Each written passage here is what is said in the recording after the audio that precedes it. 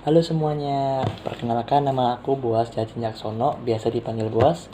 Nah, sekarang aku akan menceritakan tentang kisah salah satu tokoh di Alkitab yang namanya adalah Ayub.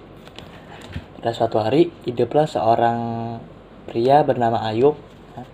Nah, Ayub ini merupakan orang yang benar di hadapan Tuhan. Nah, jadi dia itu benar-benar diberkati sama Tuhan. Dia itu kaya, dia punya banyak uh, dia punya banyak hewan ternak, hartanya benar-benar melimpah. Nah, suatu hari Tuhan itu mengizinkan iblis untuk mencobai Ayub dengan sangat-sangat berat. Nah, cobaannya itu antara lain adalah anaknya semua anaknya meninggal.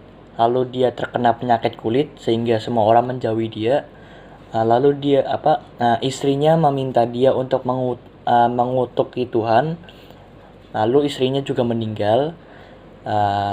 Lalu dia itu diejek, bukan diejek sih, dia itu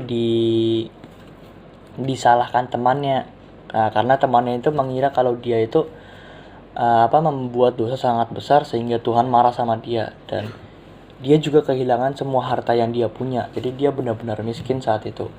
Nah, tapi karena ketabahan imannya Ayub benar-benar diuji dan Ayub berhasil melewati ujian tersebut, akhirnya semua cobaan itu diangkat sama Tuhan.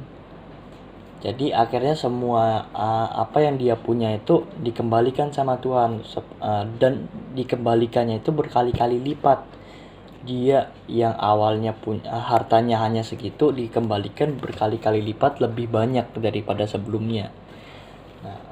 Dari situ kita belajar bahwa semua cobaan yang diizinkan Tuhan kepada kita itu hanya untuk mencobai kita. Maksudnya itu kita hanya untuk menguji kita, apakah kita sanggup apakah kita sanggup atau tidak, itu tergantung kita. Dan setelah kita dicoba itu pasti Tuhan menyiapkan sebuah rencana terbaik yang lebih besar daripada cobaan yang kita terima itu. Misalkan kita hanya dicobai, misalkan kita seperti dapat nilai jelek, kita dijauhi teman-teman karena sering belajar. Nah, rewardnya atau hadiah dari apa yang kita lakukan itu kita bisa menjadi sukses, dan kita karena sering belajar itu kita bisa menjadi sukses, menjadi orang yang sukses.